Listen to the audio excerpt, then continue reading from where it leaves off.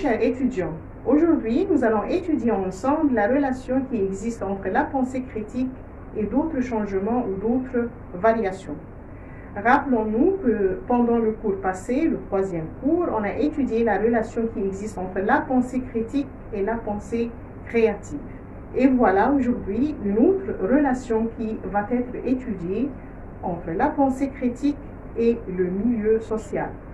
En fait, si on parle du milieu social, il faut faire la distinction entre le milieu urbain et le milieu rural. Deux milieux contradictoires, deux milieux qui endurent des problèmes sociétaux différents l'un de l'autre, et voilà deux milieux sociaux qui, disons, laissent les traces différentes sur la pensée critique de l'individu.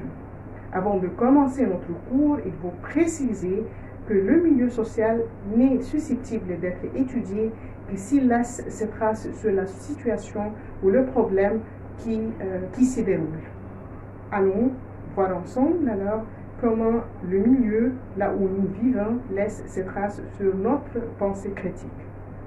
Pour rendre la distinction un peu claire entre le milieu social, que ce soit urbain ou rural, il faut réfléchir là-dessus un peu avec l'activité numéro 1. Je vous lis alors. Une liste de cas a été classée par rapport à la pensée critique pour déterminer le degré d'importance en région rurale et en région urbaine. À vous de déterminer dans quel cas l'importance étant la même pour l'une ou pour l'autre région.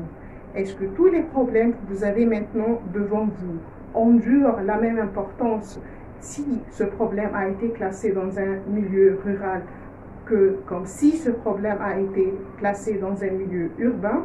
Mais bien sûr que non. Par exemple, l'utilisation de l'intelligence artificielle, c'est un problème très haut placé dans un milieu urbain, alors que la réduction du taux de naissance, c'est un problème à résoudre dans un milieu, disons, rural. Et maintenant, il faut réfléchir encore une fois s'il y a une différence entre le genre social et la pensée critique. Entre hommes et femmes, il y a bien sûr une différence de pensée critique. Comment résoudre un problème se diffère selon votre genre social. Je cite alors qu'il y a une différence qui a été prouvée entre hommes et femmes en ce qui concerne leur manière de penser, la compréhension d'une situation, le fait d'analyser un problème, le fait d'essayer de tracer une solution à une problématique se diffère bien sûr selon votre genre social. Tout de suite, nous allons faire une petite activité 2, et à vos plumes de réfléchir et d'écrire et d'imaginer si vous avez 5 thèmes à classer selon votre intérêt. Identifiez-vous entre hommes et femmes et listez 5 thèmes qui vous préoccupent en ce moment et après la fin de votre étude universitaire. La mise en commun de cet exercice entre vous, vous allez voir en fait que les rêves se diffèrent. Le fait de réfléchir là-dessus sur votre pensée ou votre future carrière se diffère selon votre situation, disons, ou votre genre social. Entre hommes et femmes, les rêves aussi et les réflexions ont une particularité, à savoir que dans cette distinction entre hommes et femmes, en ce qui concerne la pensée critique, il faut tracer qu'il existe bien une différence de compétences entre la pensée critique et la pensée critique chez l'homme et la pensée critique chez une femme. Et voilà donc, entre hommes et femmes, il y a des compétences de pensée critique qui se diffèrent. En 1989, Stewart Roby, à travers ses études, affirme que les femmes ont une meilleure compétence de déduire, d'analyser, de réfléchir sur les détails. Aussi, en 1989, aussi Hardy annonce à travers ses études que les femmes ont une meilleure vue d'ensemble en ce qui concerne une problématique ou une situation à endurer. Et bien ensuite, Watson qui affirme que voilà les hommes qui ont un niveau de performance plus élevé dans la pensée critique que les femmes. S'il y a plusieurs études qui ont été citées prouvant que la femme réfléchit autrement qu'un homme, il faut citer aussi que plusieurs autres études ont prouvé que la pensée critique s'estompe chez les hommes et les femmes. Et bien sûr, arrivant à ce stade de votre étude universitaire, vous avez mené un chemin de réflexion ou de pensée critique qui se diffère bien sûr en tant qu'homme et en tant que femme.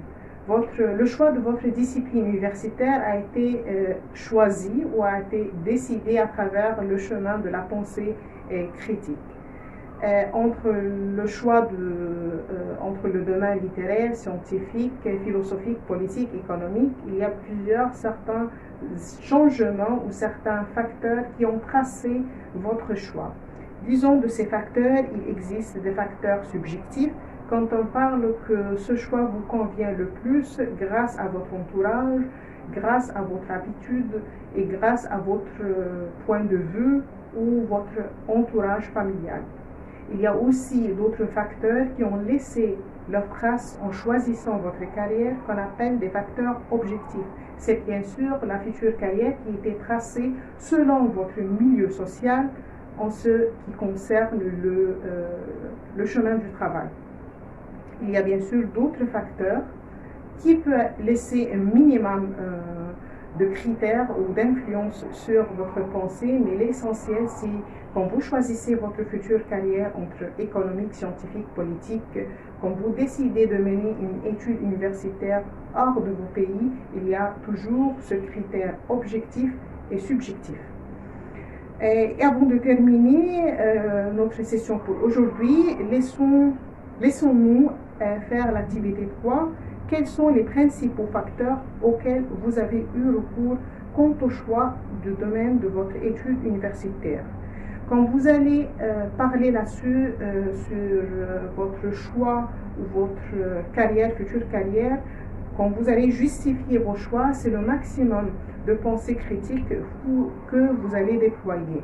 Ce sont vos facteurs subjectifs que vous allez tracer et d'autres facteurs concernant le chemin de travail ou votre future carrière pour justifier votre choix, mais pour aussi pratiquer le maximum d'argumentation pour défendre votre point de vue. À noter que les études littéraires, votre choix, s'il tombe sur l'étude universitaire qui sont littéraires, ce domaine déploie beaucoup d'efforts en ce qui concerne l'argumentation et le fait de défendre votre point de vue et d'analyser l'autre point de vue d'une manière critique, mais surtout objective. Si vous avez décidé d'étudier dans un domaine scientifique, cela dépend bien sûr sur un peu de pensée critique, mais sur un maximum de pensée raisonnable. Traçons toujours votre fin de résultat obtenu. Cela dépend bien sûr d'un esprit critique, mais aussi d'un esprit scientifique très haut classé. Que ce soit le domaine littéraire que vous avez choisi, que ce soit le domaine scientifique que vous avez décidé de mener, je vous laisse aujourd'hui à la fin de ce cours en vous souhaitant le maximum de succès. Continuez. Courage.